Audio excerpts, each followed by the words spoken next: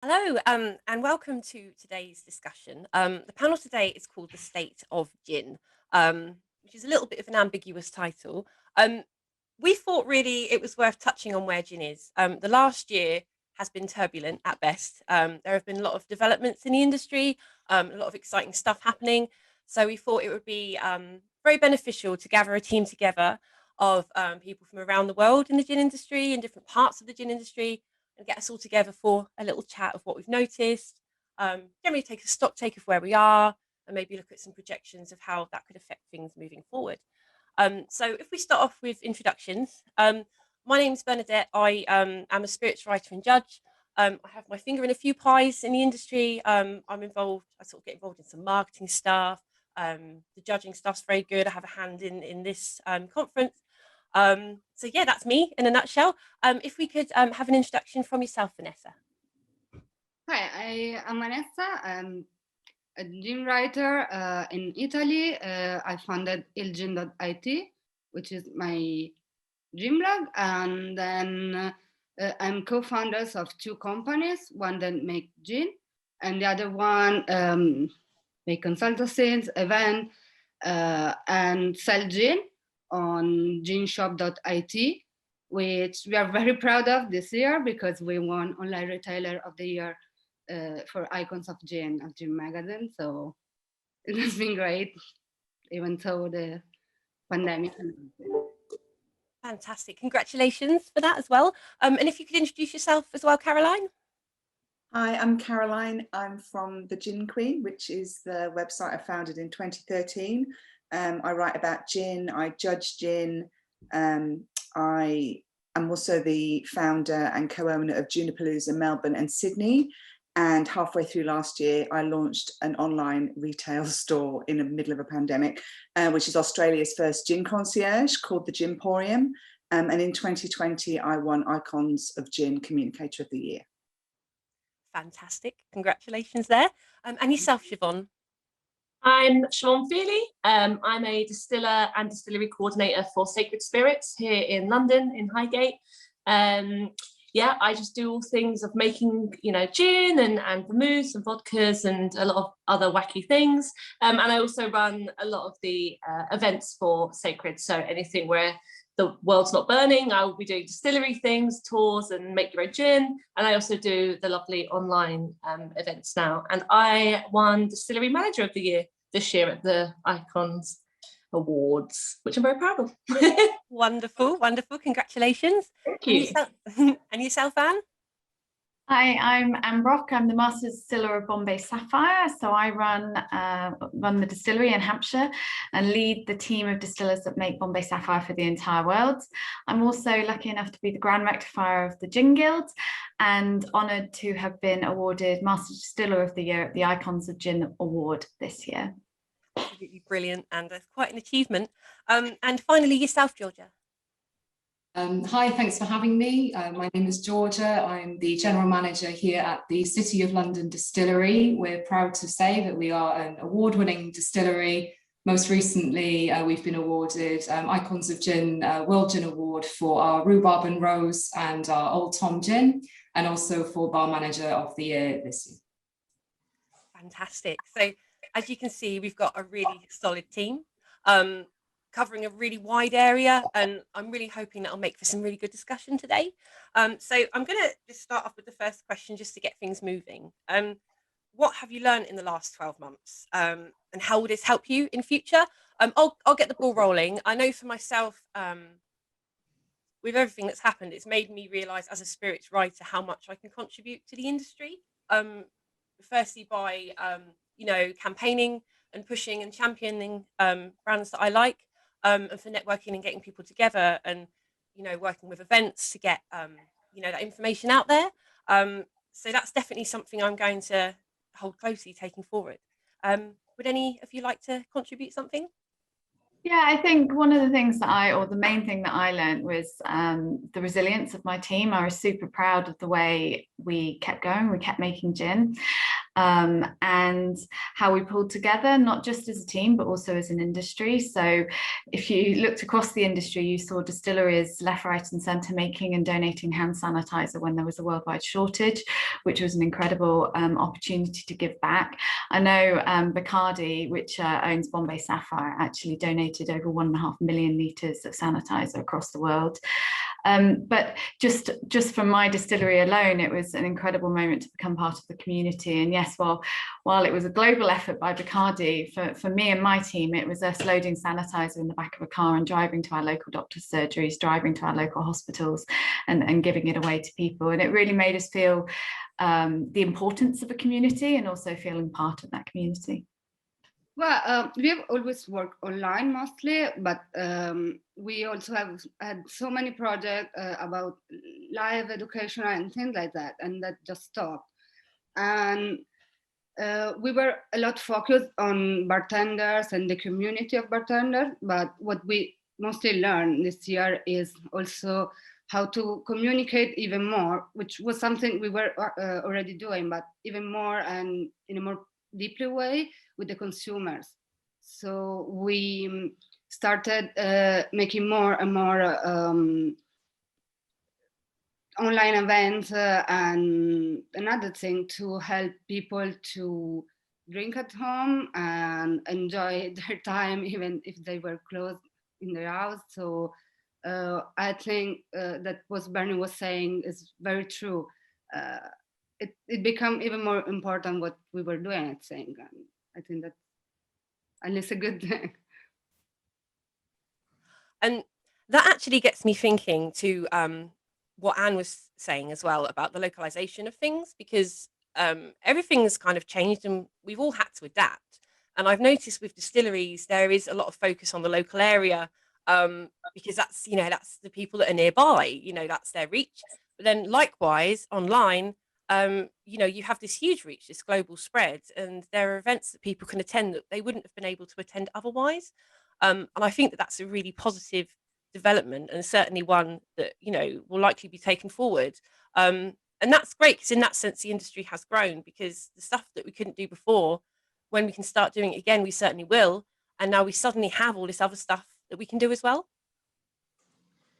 I obviously living in Australia, our experience has been hugely different to yours, but obviously we are a huge country. Like I still can't get my head around how big it is. So obviously just popping off to go and see a few distilleries, you have to kind of plan. If I want to go to WA, that's kind of a two-week plan. So one of the things I started doing was Instagram lives called Gin Chat Tuesdays. I have perfected the art of pajamas on the bottom, business on the top. But it's been really good fun, because obviously we all miss international travel, but I've been, really lucky. Anne did a fantastic session for me. And what was so wonderful was that, she very kindly took us behind the scenes, which was just, a revelation to a lot of people who, think they know the brand, but they don't actually know the brand.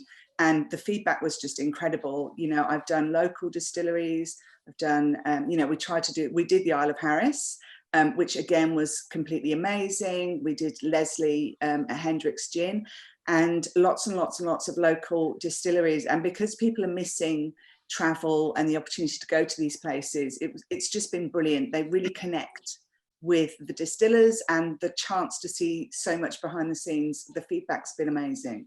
So I'll definitely carry on. That started when we were in lockdown, and I'm still going.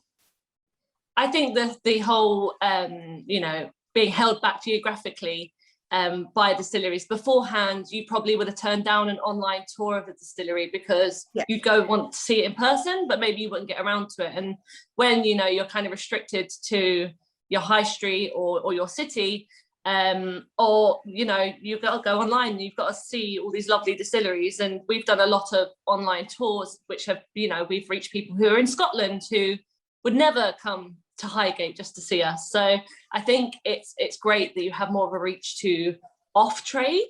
We're getting a lot more approach to the customer base rather than the bartenders, which before we were kind of swapped. So that's kind of the change I've seen.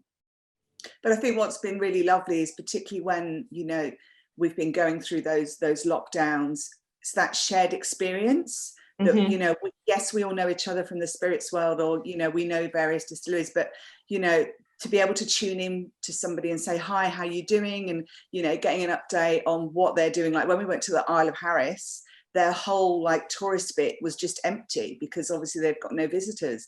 So just that connection and that shared experience that we're, you know, everybody's doing it tough and we're all doing it together was just, yeah, quite uplifting. Lovely. That's really nice, actually, isn't it? That's the thing, isn't it? Is there are some positives that have been found, and I think it's really important to hold on to those. Yeah. I'm going to take it to a slight negative, maybe, subjectively, maybe. I know this is something that you've mentioned, Anne, and I think this is probably for me directed more at the distillers in the room as such. Brexit. It's, you know, it's a huge impact. It's going to have an impact, and it already is. And I was curious to know from you guys if it's impacting anything for you at all. I mean, for us, I didn't really think it would change too much. I mean, I knew there would be some restrictions, but it also doesn't help that we had coronavirus. So things like deliveries of labels or, you know, corks that are made in different countries, it's very difficult to have them arrive here in the UK, one, because of Brexit, and two, because of coronavirus. And things that I just didn't really think about, like changing labels. You know, you've got, you know, 3,000 labels of one particular product that now we can't ship to Denmark with. So we have to, you know, spend quite a bit of money revamping all the labels to make sure we can ship to Denmark and to Belgium. And yeah, it's not been too difficult, but I think we're only in the beginnings of that kind of cog turning, as it will. I think there's some positivity around it as well, because we've had some already inquiries through from people that are working with distribution saying, we're looking at a focus on British made products. Would you be interested in listing your product with us? And they're actually looking more at just British made, not just gins, but other things as well. So it might open up, even coming back to the points you were making earlier about localization. So while it may be a little bit more challenging to get products out into Europe and beyond, maybe it's opening up opportunities for local transport. And we're not yet, maybe, hopefully let's see a positive change as well. That's it's important. It's important to look at all angles. I think sometimes there's a tendency to focus, you know, in certain areas, and it is nice to give a more rounded view, you know. And what are your thoughts on it, Anne? Yeah, I have to say, I'd have to agree with Siobhan and Georgia in the fact that really it's quite early to tell. You know, I think it'll be interesting in sort of 2-3 years' time to look back at the trends in terms of exports, and particularly how it impacts smaller brands. You know, when I used to work for a small craft distillery, our export markets were quite important to us because they were one big lump sum order that would go out as big injection of cash, as it were, into the business. And I could see that if that did get interrupted, that could be difficult. From our perspective, it's not something I've had to lose much sleep about, thank goodness. I've sort of been able to concentrate on making the gin and shipping that out to people who want to drink it. But I haven't seen any significant impact, but I've got big teams around me as well to help with these things. And I think, as I said, it's going to be interesting to look back on that question in a few years and understand, you know, how strong those positive aspects of focusing on British and British made products versus the difficulties of getting those export orders out. Fantastic. And do you have any views on this, Vanessa? Yeah, from my point of view, we haven't seen huge difference yet. Yeah. And also importers maybe were importing less because of the pandemic. So I'm not sure about cause and effects. But what I've noticed is that we see less and less British gins, like, and I see people looking more for local gins. So our distributors, our suppliers are selling more local gin than imported gin, and people are more looking to buy local gins. So yeah, also something that happened, and I don't know if it's correlated, but maybe we have recently been contacted by a lot of importers looking for Italian products, and that wasn't happening before. But I had like 5 emails just this week about that. People looking for EU products that are not from the UK. So, no.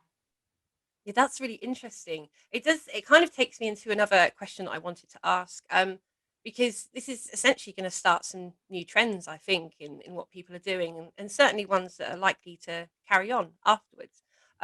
Have you guys spotted any new trends? Are there any other developments that you've noticed that are worth talking about? Yeah, I think from my perspective, there are three main trends that I'm seeing in the industry. The first one is actually premiumization, and that's been going on before COVID, but I think it's consolidated and really picked up again in COVID.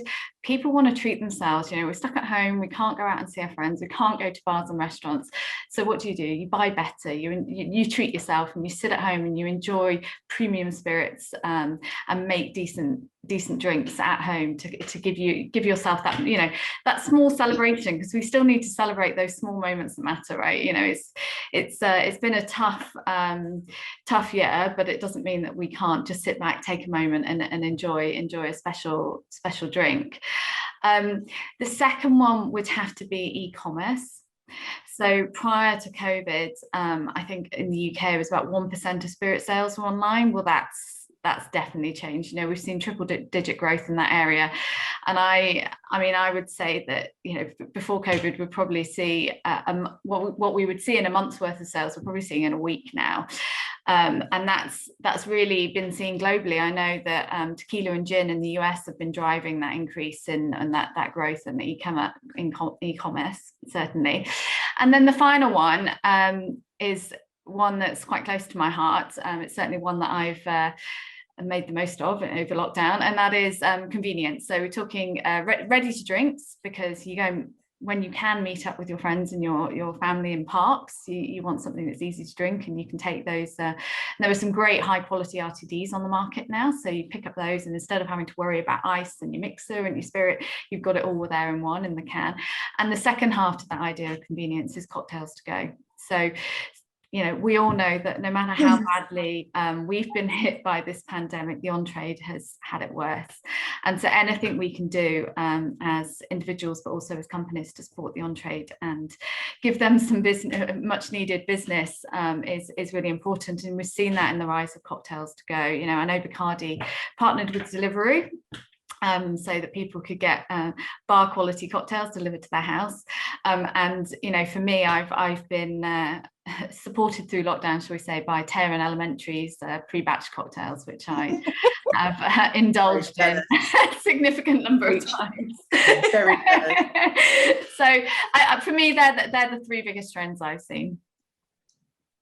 I have to agree. I think there's definitely, I don't think the RTDs are going to go away either. Like even after lockdown lifts, there'll still be people, I think, at home that are going to be shielding or be cautious. I think it'll take time for confidence to fully come back to what it was. So those RTDs are definitely here to stay. And other things that have been ongoing, like the premiumization. I think there's also a demand for the more affordable spirits as well. There's people being on furlough, people have lost their jobs. So yes, they want to treat themselves. They also want something that they can afford. So there's a demand for the more affordable things as well. And I think those other aspects like low ABV and sustainability, I think those have been ongoing and are going to continue on as well. And I don't know as well if there's going to be a high demand for exotic ingredients in cocktails, in gins. Do people want to feel like they're on holiday? They're not at the moment, or won't be able to still for weeks or months. So is there going to be a demand for feeling like you're sipping a tropical cocktail on a beach, or something, a gin with tropical botanicals in it, just to have that holiday at home or staycation? We had one of our distilleries in Sydney. I think we were right in the middle of the worst bit of our lockdown, which is nowhere near anything like yours. That just happened in Melbourne. created a pina colada gin, which obviously when I saw that they were doing a pina colada gin, obviously I clutched my pearls because I wasn't quite sure what it was going to be like. But it was absolutely exceptional and amazing, and everybody just loved it. So clever, and you know, so well done. Pineapple, coconut, but you could still taste juniper, and it was definitely a gin.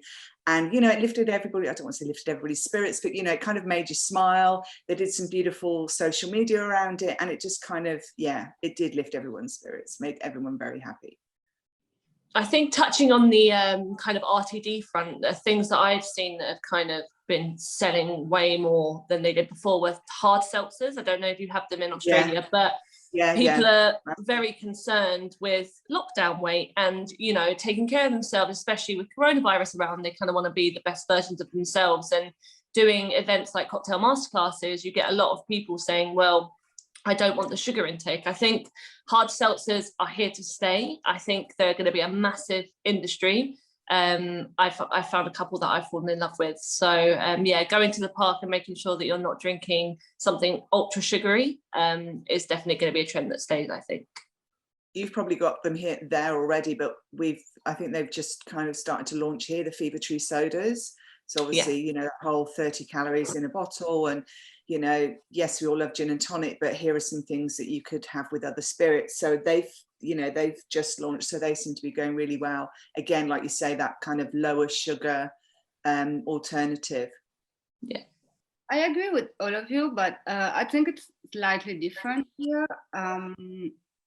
It's absolutely true that people are drinking more at home and drink good stuff. We can see it with our e-commerce. They are willing to spend good money for what they're drinking. But what we mostly did was creating kits so you can easily make your cocktail at home with premium spirits. Because here RTDs are not so much well seen by the publics yet. Producers are starting to make RTDs now, bottled Negronis and things like that. Canned gin tonics are not, they don't have a huge appeal for Italian consumers yet. So I see they're trying more and more to do their cocktail at home instead of using RTDs. And another trend I also see is that the bartenders try to use their time not working, trying to learn new stuff. So they got together, they started make groups and do meetings where they could learn from each other how to do home syrup and I don't know, dried fruit and things like that, their own spirits at home, their own infusions. And that was very interesting because we could use what the bartender were doing and try to put them in a simple way. So it also people that are not bartenders could do that. Because people are really interested in that and they are drinking a lot. So at least here. About the low calories and no alcoholic spirit, it's starting here, but it's more like producers are talking about it and are starting doing it, and yet consumers, I don't see them so much involved in it. And it's the same as eco-friendly distilleries. We have more and more organic products, eco-friendly distilleries, but still I see the consumers are not so interested in it. Like, yeah, it's cool, but it's not why I'm buying that. So I see the trends, but I see that some of them are not so strong here. I'm going to continue on actually from something Vanessa said, because it has just this moment come to mind. Sustainability is something I've seen increasing focus on for obvious reasons, I think. and it's quite amazing because a while ago, you know, you could ask a distillery about sustainability and their response would be that they use a bike to deliver their local deliveries. And it's like, that's really nice. That's romantic and that's really nice, but it doesn't really make you sustainable. You're still doing a lot of other things. So I've seen growth in this, you know, people are doing more and more, and there's actually some really cool things being developed and these really amazing improvements in process to make your distillery more sustainable. I'd love to hear some thoughts on that. Whoever would like to go first. I'd like to say a little bit about it. So at Sacred, we obviously do vacuum distillation, which is actually uses 10% of the energy of traditional distillation. So we've always kind of prided ourselves on sustainability. And we're in the process of trying to take it a step further. You know, you've got brands like Bullards and Victory, who are just the ones off the top of my head, who are doing kind of eco pouches, and, you know, you send them a pouch, they fill their bottle and you can send it back, which, you know, I would love to do. But looking at the kind of logistics of it and the price of it, you need to really make it work for your brand and make it worth the money. I mean, sustainability is always worth the money. It's just making sure that it works for you. So we're kind of researching how we can be the most sustainable we can be. You know, we distill our botanicals and then distill them a second time so you get everything out of them. And then the ones that we can use as kind of mulch for soil, like Chris's puddings, we'll put it in the soil, and we recycle all of our bottles. And yeah, it's just kind of doing your best and still trying to make it profitable as well, which, yeah, I'm seeing. Yeah, and I think I agree, and I think the conversation has definitely become more focused on sustainability in the last year, and I don't know whether it's all because we've become more aware of how up against nature we can be. You know, nature's not working for us necessarily, but so, you know, sustainability has become certainly a more focus in the press, but I think as an industry it's always been there, ticking along in the background. Certainly at Laverstoke it was a big focus when they built the distillery for Bombay Sapphire, they actually won awards, but it's not something that you can just win an award and think, cool, tick that off, we're sustainable, let's go. Like, every time you hit a target, every time you make a process slightly more sustainable, there's always something more you can do. So for us at Laverstoke, we have a combination. We do vacuum distillation, but we also do so you have a steam boiler as well. So we have a biomass boiler that supports that. But again, we're looking at how we can improve that process. The botanicals we send away now for anaerobic digestion. So that basically anaerobic digestion is the way of turning biological waste into electricity. So that feeds them back into the grid, which is something we're really we've actually just moved to that model, and that's really exciting for us. But for me personally, you know, when I look at Laverstoke, it's not just Laverstoke, it's the whole supply chain of making gin needs to be addressed. And Siobhan's right in the fact that a lot of it comes down to the logistics of the process, particularly when you're talking about the circularity of packaging. There's a lot of infrastructure that needs to be put in place so people can do this, but I do feel like the will's there and the want's there right now, and there's a lot of mind attention and a lot of brain power going into this, and see how we can make it work for the industry. How can we be sure that all our botanicals are sourced sustainably? How can we be sure that the base spirit's made sustainably? Then we've got to look at packaging, and we take that even at Bombay Sapphire. We want to take that into the bars and work with the bartenders and help them, you know, build zero waste bars and zero waste programs within the bar industry as well, because we're not just spirit producers, we're part of a wider drinks industry, and I think the whole industry has that interest right now. From an Australian perspective, one of the things that I wrote about it in Gin magazine actually, obviously we use a lot of native botanicals that, you know, you can't get anywhere else. So, you know, 16,000 plants growing in Australia that don't grow anywhere else in the world, and we rely quite heavily on you know, Indigenous communities to kind of educate us about those botanicals. And I'd be keen to see more use of Indigenous communities rather than sort of middle people, you know, I don't want to say middlemen, but, you know, people in the middle, the businesses who are buying them in and working more closely with farmers and local communities, so the money is going to the right people. And I spoke to one of the elders recently when I was doing the gin article, who was saying that some of the local communities are being paid, you know, below what, you know, South American coffee farmers used to be paid, you know, before awareness was risen. And it's that kind of thing that we in Australia need to be really careful about, really mindful about. Yes, we've got these amazing botanicals, but where are they coming from? You know, are we just going onto someone's land? I think one of the distillers said to me, you wouldn't go on a farmer's land and take a sheep. So why would you go on and like harvest all their wattle seeds? So that's kind of a different aspect for me, and more about sort of, you know, keeping those cultures protected and those botanicals protected, really. I think that's a really good point, because we do focus a lot on with, you know, greenhouse gas emissions and that, which obviously is a hugely important and very pressing matter, but sustainability is a bit more holistic than that. And that's a really good point about protecting the communities that, you know, in some places grow or grow these botanicals for us.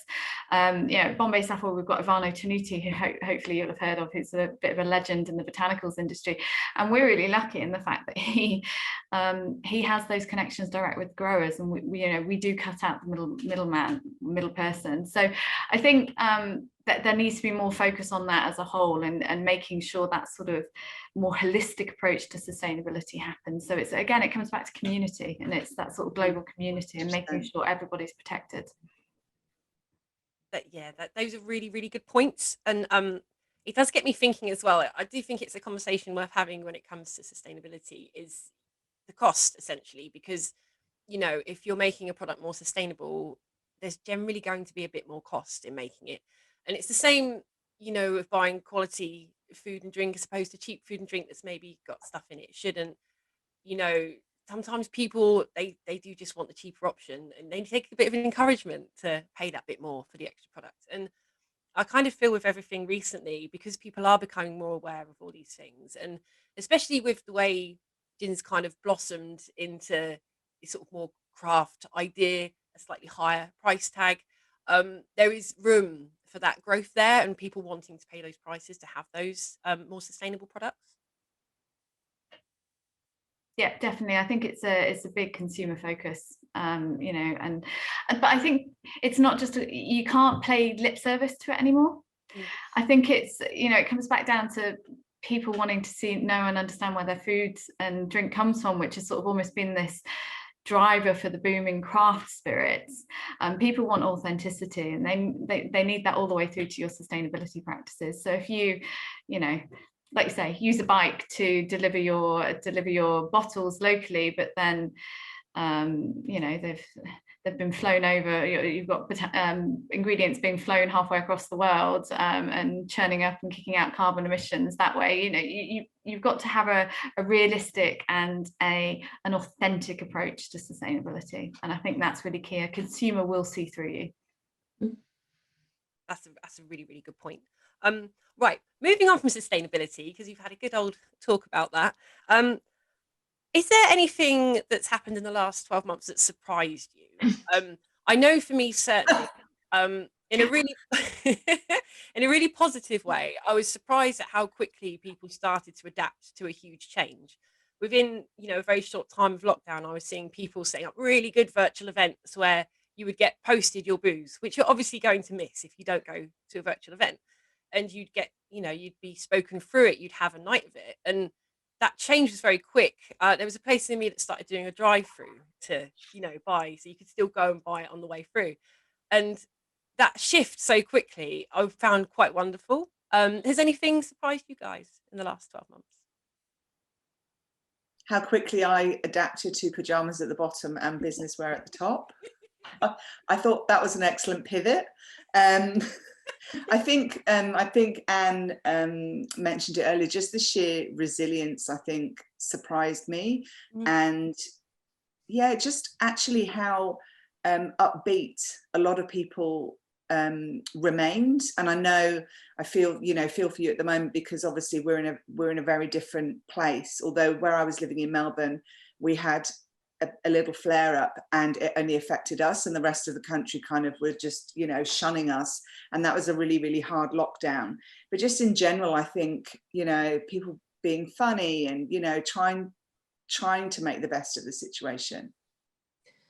I think what I've seen is a lot, especially on the brand side, a lot of innovation. When you've been put under this kind of terrible thing that's happened to all of us, it's like, how do we cheer everyone up? What can we make? How can we make this exciting again for people? And going back to, you know, your customer base appreciating what you're making, I think now that, you know, customers are looking forward to what you're going to release more than they were before, because you're being more innovative, and you're saying, but what if we done this, and what if we change this way, and if we just release it and see what happens. I think that's really exciting for the future as well, to see what everyone's going to come up with that's going to beat the brand before. It's quite exciting. That goes back to the connectivity as well. One of the things that, and I have to not take credit for this, one of the things my business partner does with the Gimporium, I will take credit, is that whenever there's an order go out, every single person gets a handwritten note with their name and, you know, a mention if it's a present or whatever. And, you know, you can't, I mean, it's not meaning to sound cynical, but you can't buy that kind of loyalty when you make that little extra effort. And it's the same with those virtual events. And, you know, because you do tend to see, I see the same names pop up on Gin Chat Tuesday, people who tune in regularly, and it's nice to be able to, you know, call them by their name. And, you know, those connections, I think, will sustain us going forward. People who've made those connections with brands, I don't think they're gonna forget those in a hurry at all. I'm looking at the time. I'm thinking we're probably getting towards the end of our talk. I'd love some final thoughts from each of you before we wrap up, if that's okay. Just to start, I'm considering what I'm looking forward to in the year going ahead. You know, this talk's really been about everything that's been happening, and it's important to look forward and project and see, you know, what we think is going to happen. I think there are some really cool things that have happened as a result of adaptation as such, an evolution of new ideas and practices in the industry, which is really cool. And I'm really looking forward to us being able to meet in person and have a drink and, you know, implement these new ideas into older practices that we were doing. So I'm really looking forward to that going forward. How about you, Vanessa? Could we get some closing thoughts? Well, I think it has been a hard year, so many difficulties to get through, but I've also seen how in this business people got together to be strong together and help each other out for anything. So being able for me to talk to all of you, having Zoom meetings, and also for people at home doing the same. I think in our business, alcohol is important in the social life of people. At least in our culture, it is. And so that was so revealing. Now you're at home, you can't see people, but you are still having drinks with people, even if you are at home. And I think that it's a note of hope for the future, like being aware of what you're drinking and still being able to use it as a fun thing to do with friends. And I also hope that people will keep helping each other out and get together in that perspective. So yeah, that's lovely. And the community is so important, because I love the community in the gin industry. I think that's why I've made my home here. It's a wonderful community. So all of your points are really valid. And Caroline, could I come to you? Well, I actually left Melbourne for the first time in 12 months last week. I actually got on an aeroplane, which was very strange. And I'm going to Sydney next week, which is amazing. Obviously, the huge thing for me is launching Ginapalooza Sydney and coming back to our sixth year doing Ginapalooza Melbourne. So that was a huge gap in my year last year. And so I'm very excited about that. In terms of an industry level, I am really excited. We're very much, as I'm sure you will be, very much being encouraged to holiday at home, because obviously we don't have a choice, but, you know, to really seek out those regional areas. There's a lot of money going into cheaper flights and giving people, you know, accommodation vouchers to really get people out into the regions. And I think a lot of our smaller distilleries, our micro distilleries, really depend on the tourism dollar. And obviously without international visitors, they've really suffered. So I'm really excited for people to go out and see those smaller distilleries and get a different perspective, because here everyone just assumes Australian gin is really expensive, and they don't understand why, because the imported gins tend to be cheaper because obviously they're priced on volume. So I think it will be really interesting for people to go out and see and understand. And the other thing that I'm really hoping is going to change, we've got a budget coming up, and there's been a huge amount of work in the background to try and get more tax breaks for distillers. We have 11 different tax brackets for 11 different drinks here. So we're hoping there's going to be huge tax reform. All of those things will just be amazing for distillers. So I'm kind of feeling quite positive. Fantastic. That's good to hear. And yourself, Anne? Yeah, I have to say I am feeling positive and excited about the future. I think, you know, just look at what we've survived as an industry, and what has come out of the last year. The amount of creativity that has been going on across the industry is incredible, and that will hopefully only continue. So I'm expecting to see some really exciting innovations. I'm expecting us to continue to come up with products that recruit gin drinkers into our happy little world, you know, and see that continued growth of gin. So I'm really excited. I think the only way is up, right? And also, you know, for me, the big thing is April 17th, when we can get back into bars and pubs. And, you know, I know I'm nervous about some things opening up as though it's natural, but I literally, you will find me on a bar stool on the opposite side of a pub drinking, on the opposite side of a bar drinking a drink somewhere. I just can't wait to be able to give some love back to the on-trade and to support them and to get them back on their feet. Absolutely. That's a great point. And yourself, Siobhan?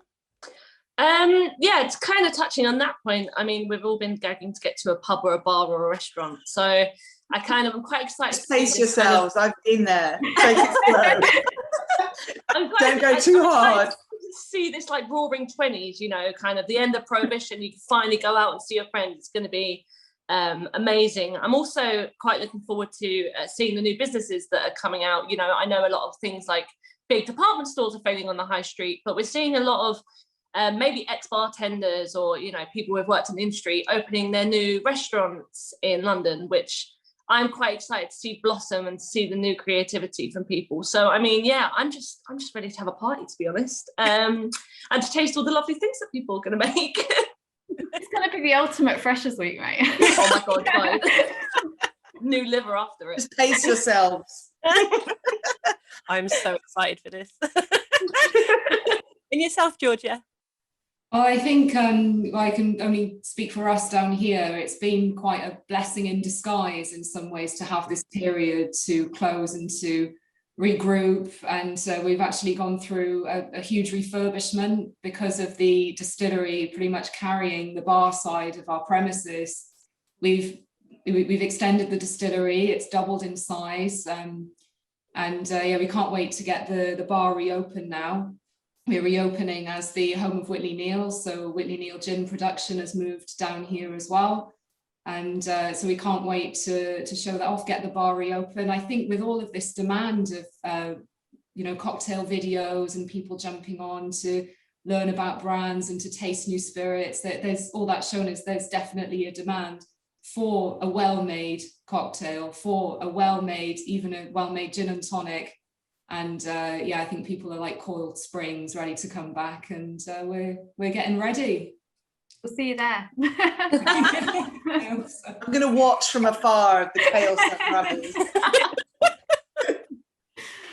So we should probably wrap up there. I just have to say thank you so very much for joining us today, all of you. It's been a real pleasure, and it's been really insightful. It's really interesting to hear everybody's views on this, and I'm so pleased it will finish so positively. It's absolutely lovely. I believe we will be doing a live Q&A session at some point during the live event. More details on that will follow. We'll have a chat about it, guys, and see if we can get you in on any of the dates if they're suitable. So yeah, more information on that to follow. So thank you so much, and take care.